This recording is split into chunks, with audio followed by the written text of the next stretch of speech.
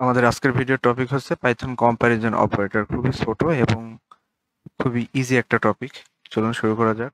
আমরা গত ভিডিওতে দেখেছিলাম হচ্ছে পাইথনের অ্যারিথমেটিক অপারেটর সম্পর্কে। আজকে আমরা জানবো হচ্ছে কম্প্যারিজন অপারেটর সম্পর্কে। কম্প্যারিজন অপারেটর, ওকে। আমরা কম্প্যারিজন কথাটার শুনে আমরা বুঝতে পেরেছি যে এটার মানে কি, যেটা হচ্ছে তুলনামূলক অপারেটর। ওকে, যেখানে দুটি মান বা ভ্যারিয়েবল তুলনা করতে ব্যবহার করা হয়, যেখানে ফলাফল হয় ট্রু অথবা ফলস। ওকে, এখানে জাস্ট আমি সিম্বলগুলো আপনাদের দেখিয়ে দিচ্ছি, পরে আমি এখনই আপনাদের কোড করে দেখিয়ে দিব, চিন্তার বিষয় নেই। এখানে যদি দুইটা ইকুয়াল থাকে তাহলে এটাকে বোঝাই হচ্ছে সমান কিনা, that means this is equal or not. এখানে যদি আমি সাধারণ ভাষায় ম্যাথমেটিক্সের ভাষায় যদি আমি লিখি যে এ ইজ ইকুয়াল টু বি, তাহলে আমরা কি বোঝাচ্ছি যে হচ্ছে বোথ আর সমান, তাই না? বাট পাইথনে লেখার নিয়মটা একটু ডিফারেন্ট। তাহলে আপনার জেনারেল ল্যাঙ্গুয়েজ আর আপনার পাইথনের মধ্যে কি তফাৎটা থাকলো, তাই না? সেখানে তো পার্থক্য থাকতেই হবে। এখানে হচ্ছে সাপোজ আপনি যদি এ আর বি কি যদি আপনি সমান দেখাইতে চান, তাহলে এখানে আপনাদের এ, দিতে হবে হচ্ছে দুইটা আপনার ইকুয়াল সাইন দিতে হবে। আচ্ছা, এবার এবার আপনি চান যে না, এটা আপনি সমান দেখাবেন না, এই যে A not is equal to B, সেক্ষেত্রে আপনি কি ব্যবহার করবেন? প্রথমে হচ্ছে exclamation sign, then equal. Okay, এর দ্বারা আপনাদের বোঝাবে যে এটা আপনার সমান নয়, মানে বোথ বোথ মানে তো এ আর বি আপনার এ দুইটা সমান না, বা এখানে আপনি যে কোনো কিছু ভ্যারিয়েবল আপনি যেটাই দেন না কেন সেটাই হবে।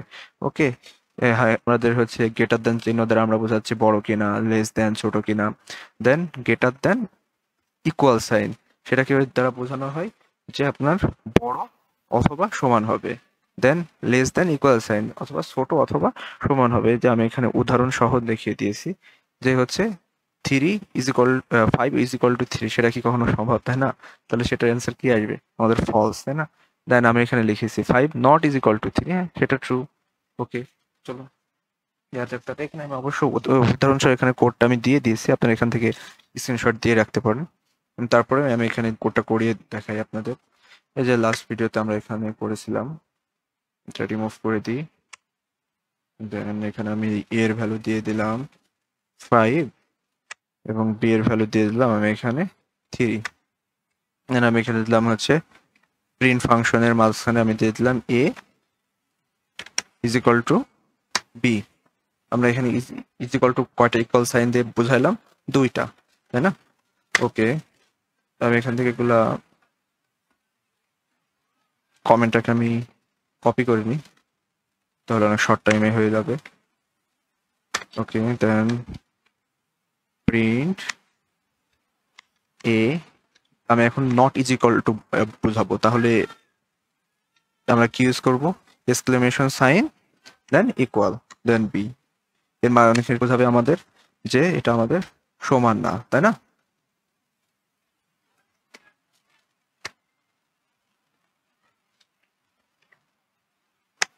ওকে, দেন আমরা এখানে দেব print A greater than B,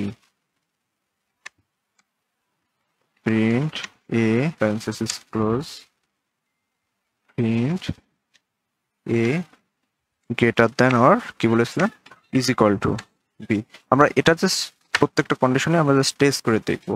okay, print A less than is equal to B.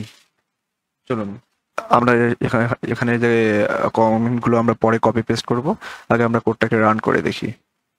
আমরা কোডটা রান করতেছি, দেখেন এখানে কি দেখাচ্ছে যে এখানে আমি এর ভ্যালু নিয়েছিলাম 5 এবং বি ভ্যারিয়েবলের ভ্যালু নিয়েছিলাম 3।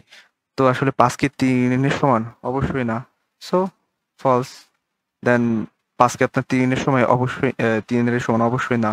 সো এখানে যেখানে আমি not is equal to sign আমি যেখানে ইউজ করেছি, so this is true. Okay, then আপনার এ কি বি এর থেকে বড়? অবশ্যই আপনার 5 3 এর থেকে বড়, সো দিস ইজ ট্রু।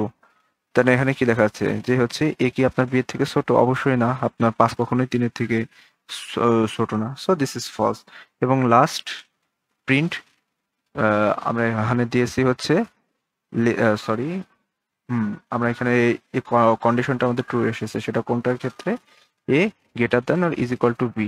তার মানে হচ্ছে এ আপনার বি থেকে বড় অথবা আপনার সমান হইতে হবে। এ তো আপনার বি থেকে বড়, 5 তো আপনার 3 থেকে বড়ই, তাই না? সেখানে আপনার যে ২টাই যে কন্ডিশন সত্য হইতে হবে বিষয়টা তা না। এখানে গ্রেটার দ্যান আর ইজ ইকুয়াল টু, তার মানে ৯ সমান ৯ আপনার বড় হবে। যেকোনো একটা কন্ডিশন আপনার আর ম্যাচ হয়ে গেলে সেটা আপনার হচ্ছে ট্রু হবে। ওকে, দেন এ আপনার বি থেকে ছোট অথবা সমান কিনা? কখনোই না, এটা সমানও না, এটা আপনার হচ্ছে ৩ আপনার কখনো ৫ থেকে আপনার বড়ও না, তাই না? সো এটার অ্যান্সার এসেছে আমাদের ফলস। আমি এখানে আর এক্সট্রা কমেন্ট করে আর হচ্ছে আমি টাইমটাকে মানে ভিডিও ডিউরেশনটাকে আর বাড়াইলাম না, কারণ আমার এখানে প্রত্যেকটা করাই আছে। আপনি জাস্ট এটাকে ফোকাস করলে আপনি এখানে বুঝতে পারবেন। এই যে সেখানে আমি হ্যাশ সাইন দিয়ে আমি এখানে বুঝেছি কমেন্ট। তাহলে আমরা পরবর্তী ভিডিওতে আমরা জানতে পারবো হচ্ছে পাইথনের অ্যাসাইনমেন্ট অপারেটর সম্পর্কে। ওকে, ধন্যবাদ সবাইকে।